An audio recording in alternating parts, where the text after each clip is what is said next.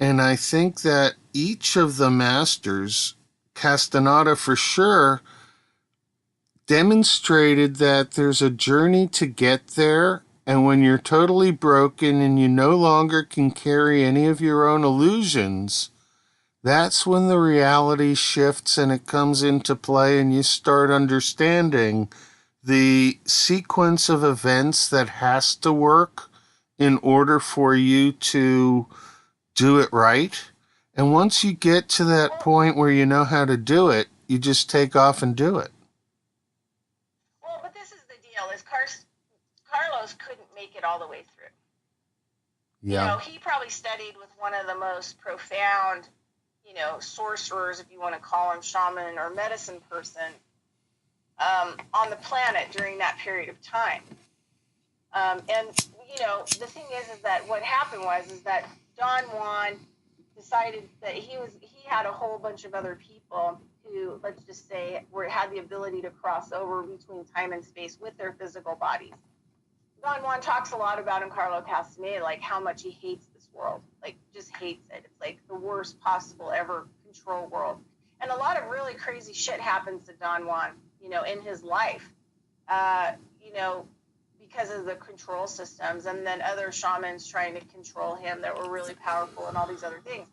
But no matter how much Don Juan taught Carlo Castaneda died as a human mind control, right? Yeah. He died in this system. So, in one of Carlo Castaneda's books later on in the 80s, he talks about how they all left. They all said their goodbyes and they told Carlos, hey, we're out of here. And they actually left as, balls of light, but they went to another dimension to create their own reality. And so let me tell you a story about that. So, I never really knew exactly what that meant, but when I was a teenager, I really loved, I grew up in a family. So Yeah. there was no information off limits. I read Seth Roberts' books, The Channeling of Seth.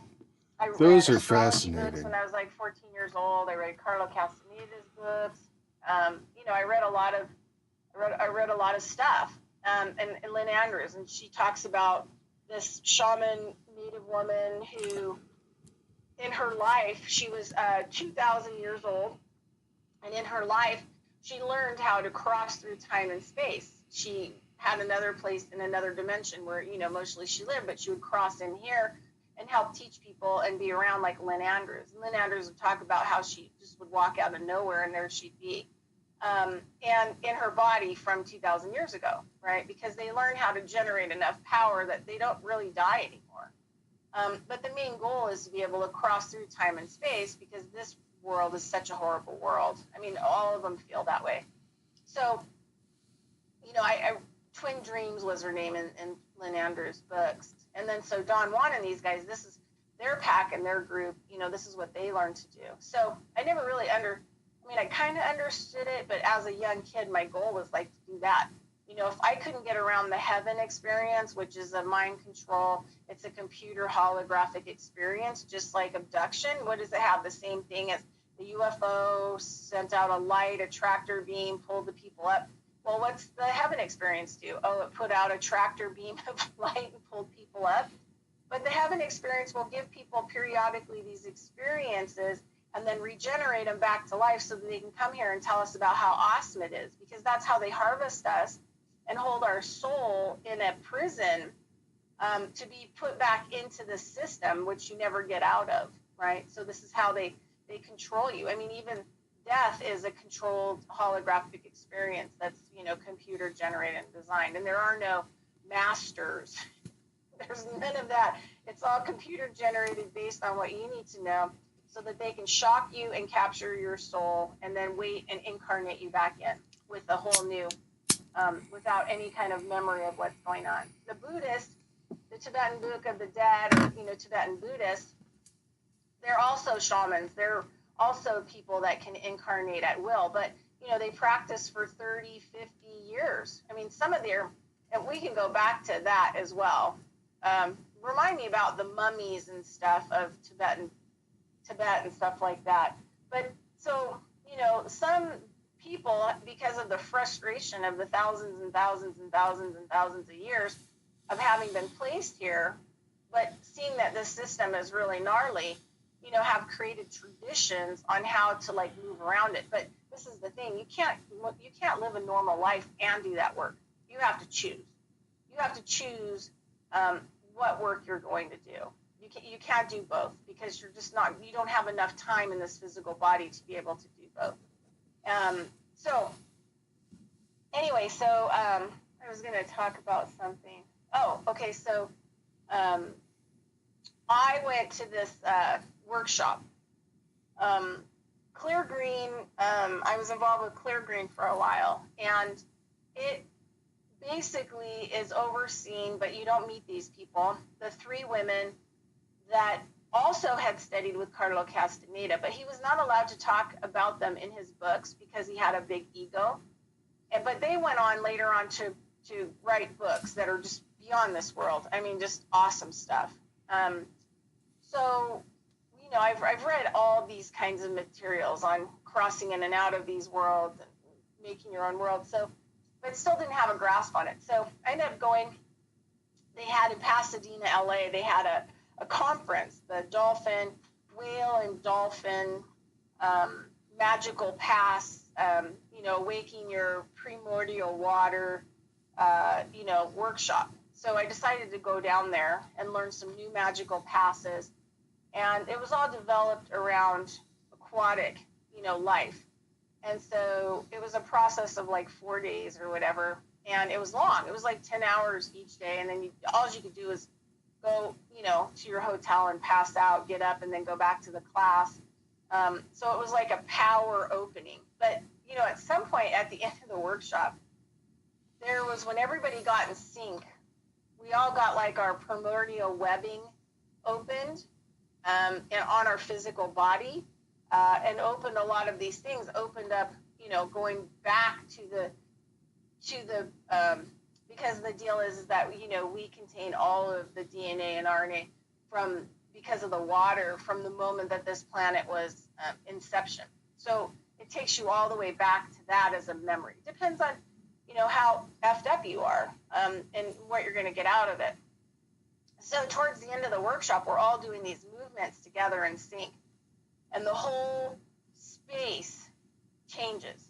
I mean, the whole room, it's in this convention center, the whole space starts to change, and it totally shifts. It was incredible to see what it's like to be able to work with 400 people doing the same thing, shifting and moving their energy, shifting and moving the energy together, and what can be accomplished that way.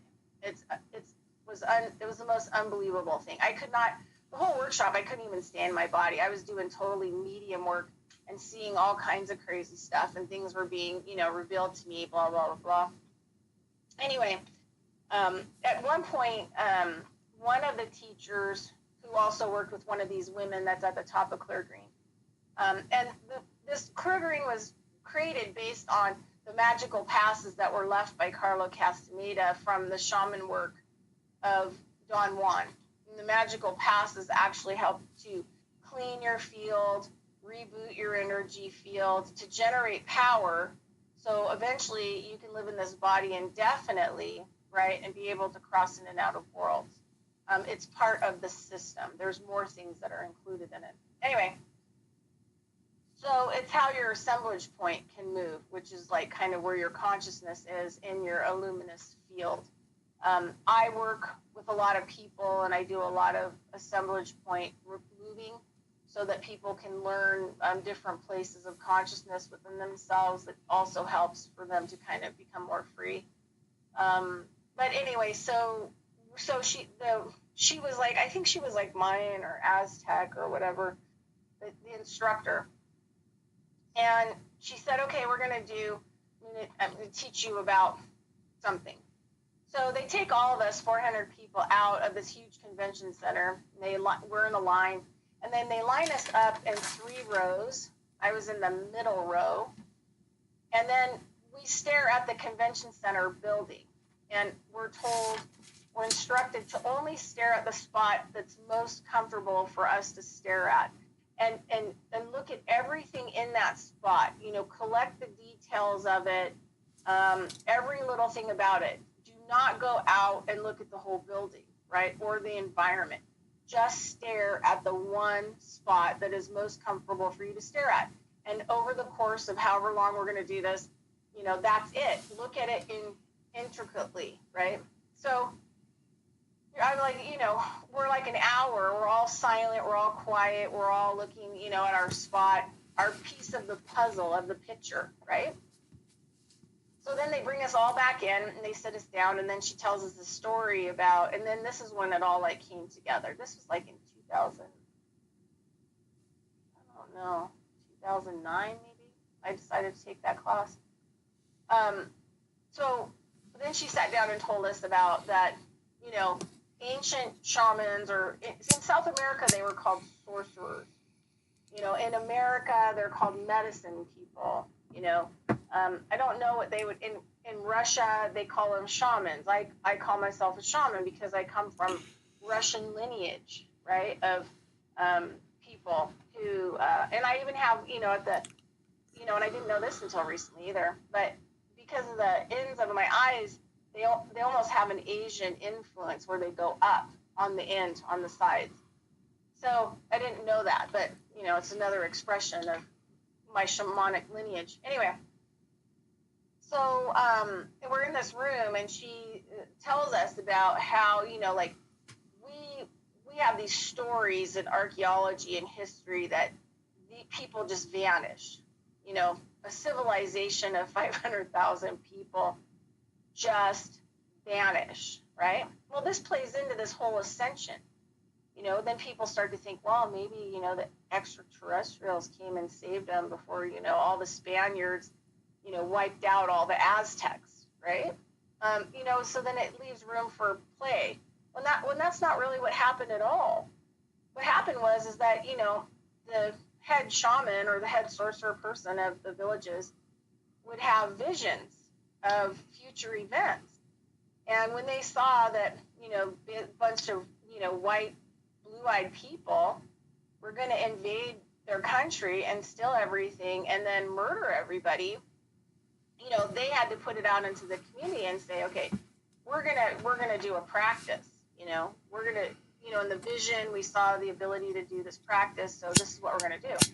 Or we're gonna call in some of these, other sorcerer shaman people that don't participate in the community and find out what they're doing in order to make sure this doesn't happen to our civilization. Well, what happened is that they decided to participate in this practice, and so for 20, 30 years or however long it was, these people would come to the town center, where all the pyramids and stuff were, and they would sit. They would find their exact spot, and they would sit over and over and over again. And if they passed over, one of their children would sit in their spot, right?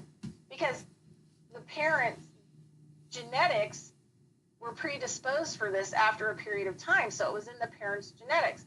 So it was easy when the child was born for them to just follow in the footsteps, right? Probably even be more powerful. So they would sit in that spot, and they would basically for hours and hours and hours stare at one piece of the whole town center. And you can imagine some of these town centers, like in Chichen Itza and all these other places, were huge. So you have 500,000 people gathering, daily or, for a few hours, just holding their own piece of the picture of their township, right? A piece of this pyramid or the vegetation or the road or whatever else. And collectively together, they were holding the whole picture, right, of their town, of their city center. So at the appropriate moment when they felt that everybody had it, right, when they had it, then they all projected, bam, into another world is what they usually call it, but into another dimension. And they copy-pasted their whole township into that reality where they still live. So this was the piece, that I kind of needed to figure out, like, how do you do this? It's a really difficult thing after having been, to a lot of these different workshops, to realize, like, on your own, it's a very difficult mission, but it can be done. because you can't really trust other people to hold their little piece of the puzzle, because everybody wants the whole puzzle because they're neurotic, right, or narcissistic or mind controlled, and they can't sit long enough to hold their attention. I mean, in the art of dreaming, there's the 4 levels of attention. I mean, it took Carlo Castaneda something like, 15 years of working with the dreaming work just to be able to hold his attention, to the 4th attention. So where you can start passing, into other parts of the world. So when we're talking about mind control and the release of mind control, we have to realize, like, mind control is everything, right? It's the everything. It's not just, it's not just the food that they put into our, anything that takes away from any kind of sovereignty or choice. So it can be as simple as a seed. If you have to buy a seed, that's mind control, right?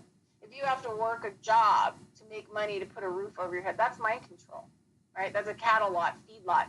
And then you have to, you have to go to a feed lot, big lot, to buy something that you need, for your household or whatever else, so that you can, cook food or, have something to sit on or whatever else. And that's total mind control. So then it goes all the way to, before you were born, when they started putting in some of these programs and how the everything was created.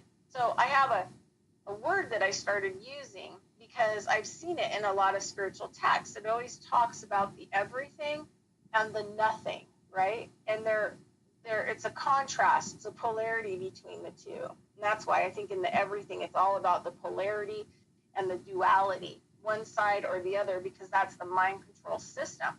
They need to keep you in a fight and a battle to keep the reptilian part of your brain as the predominant side of your brain. So I'll just tell you a quick story about, so I don't know how long ago it was, but and I've dabbled in, but only ceremonial, and I haven't taken ayahuasca because I have no interest in it.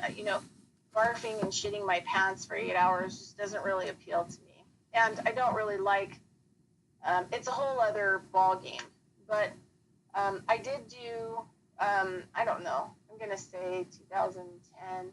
I was invited to go to Oregon and meet up with this group of people who do ceremonial DMT. And I'm not just talking like street DMT where you trip out for like 5 minutes. I'm talking where you're gone for like 2 hours, right? And so you go through this process. You meet with the head priest person who's going to be giving the medicine.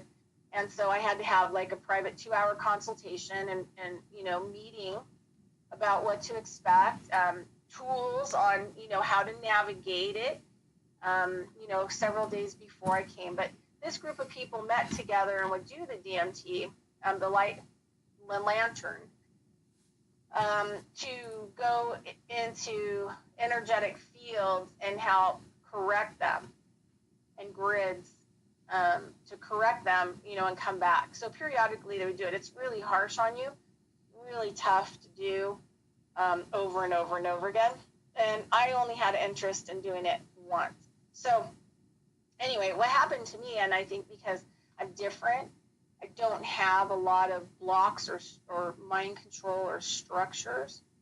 So I usually don't do a lot of these dreaming medicines because I can go places being sober, and sometimes if I do these dreaming medicines, it becomes harmful because it shoots me too far away. So I'm just particular about stuff that I do. So in the system where you do this kind of dreaming medicine, this DMT, it's a lantern, and you put your mouth over it once all the smoke and everything's been in it. And I don't do good with ingesting things. I always vomit, and it's bad. It's a bad trip. But I thought, wow, it's going to be smoke. All right, I'll go for it. So the lantern, you put it up, and then it pushes down to the bottom, and it shoots it up into your lungs, the DMT. And then, basically you're like kind of unconscious, like immediately. And there's 3 groups of people. There's the infant group, which, once they take the DMT and they float out to go do whatever they're going to do, the body does infant stuff. Like they usually take off all their clothes. They make goo goo gaga noises. I mean, it's a trip to see a 60-year-old woman laying on a bed totally naked. And your job while they're on their experience is not to come in contact with their experience, but to monitor the body's behavior, because the body's going to do all kinds of stuff. It's going to do all kinds of stuff. And so you have to keep them safe. So they give you pillows, to make sure that, you are helping in their experience and not hindering their experience. So other people in the group are like a safety net for you while you're gone, because your body is going to process things in different ways. Then they have the teenage group, which is, I call the runners, which they get up and they run around and they talk to people, and sometimes they'll start running and they'll hit a wall or whatever, because it's in a room that's controlled energetically to keep you safe, to keep, entities and stuff from attaching onto you. And if they do, when you're out, when you come back in, they are separated from you. I ended up in the Buddha group where, I took the lantern and I went out, and all I did was, basically, they said all I did was lay there and like moan, like, oh, because I was in this ecstasy. So I went past this world. Like I saw the everything. And it helped me to understand what the everything was. And then I went past it, and I went in and I became back to which I was from, which is the one or the no thing, because there's nothing there. This is why I think in the everything, they always teach us that, darkness is bad, ecstasy is bad, bliss is bad. These things are bad because the no thing is where you originated from. And there's no light, there's no sound, there's no separation, there's no you as an individual. It's just a undulating of ecstasy and bliss. Most incredible thing I've ever seen. Then, when I started coming off of the DMT, I felt myself being pulled out as an individualized being again. And as I tried to stop myself from drifting back into the border of the everything, I mean, I tried, I fought, I was like, no, I'm not going back. I hate that place, I'm not going back. And then, got tossed it back in. And then I was hysterical. As soon as I hit my body, I was literally for hours bawling hysterically. Like it just, I mean, it was a good experience to have, but I ended up being chronically depressed for 6 months. I bawled my head off because I realized things were a lot worse here than I had even expected. I mean, I had an inkling of it, but I had no idea how really bad it was. And then the other things too that come with that is the knowledge.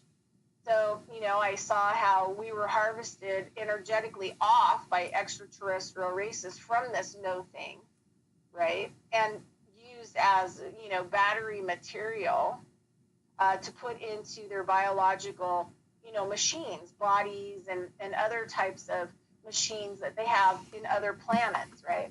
Right. Because they needed something to run them. So that was just, I mean, it was good to figure out where that came from. And then just a lot of stuff happened. It took me about 4 years. I mean, I would go into grocery stores and just start crying hysterically. I mean, and the other thing that was really bizarre about it was that I realized like how everything in this world is like total mind control. I mean, from day one. For example, when I came back in and after we left, I literally had to stay at my friend's house for 3 weeks because I could not fully integrate my systems back into this biological suit because I had expanded, spirit-wise or energetically so monstrous that it took 3 weeks just to be able to drive my car home. I mean, that's how effed up I was. And emotional. And just really, had lost complete hope about being in this world. I mean, I just really couldn't even, shake it off or pull it together. How but much? I started to see, all the sound is reptilian, right? Because sound, generates a mind control response. Squirrel, squirrel, squirrel, survival stuff. So there's a lot of sounds in our environment. Then and this is the other thing, too. all these spiritual things that people work towards here on this planet are bullshit. It's all bullshit. It's not going to get you back to the no thing, right? It's all lies, deceit, and deception. So then you have more reptilian stuff, snake stuff, is all the light and all of the visual stuff that's going on. So here's where that false evidence appears real, right? FEAR. And everything that goes on here is all 100% mind control. And I call the mind control the everything, because it's everything. It has, sight, sound, all these other things, where the no thing has none of that, right? It's undulating in darkness and bliss as one unit of information. So, as I started working with a lot more Native people and ceremonies and stuff like that, I started to realize, like, okay, so there's certain ways that we can at least alter in our own design, our own unit, our environment through ceremonies, which are technologies. You make a circle and you beat a drum. So you can use your own sounds and visualizations and all these other things to maybe help your individual space. So I really, and a lot of some of the Native people in the past that I've been around call, the creator of the everything, the great computer in the sky. So how do you want to control the system? How do you want to control at least your little individual space, like a lot of these shaman people have, Twin Dreams, Don Juan Matus, a lot of these other people, the whole Aztec nation, and be able to take your body and cross over, and the Tibetan Buddhist people and what their training is, and go through, like, where do you want to be? I mean, do you want to be picked up by the heaven experience and the tractor beam and then, thrown back into this mess? So another thing that I learned was it's a lie. So they say, people think that they're incarnating into this planet over and over again because they're learning and developing and getting closer to, that which they are, which is a complete and total lie. The biggest probably lie that has ever really existed for people who are following a conscious path. And it's kind of a tragic thing, took me 4 years to kind of overcome some of the lies in the mind control, that I was trained in, that I used as a crutch of, self-importance, or, where I'm headed, what I'm doing, other kinds of ideas and concepts. So I just want to throw in just really quick, and then I'll let Lenny talk, because I also want to make sure and talk about what we look like physically, what are symptoms and attributes for us to figure out individually what our level of mind control is.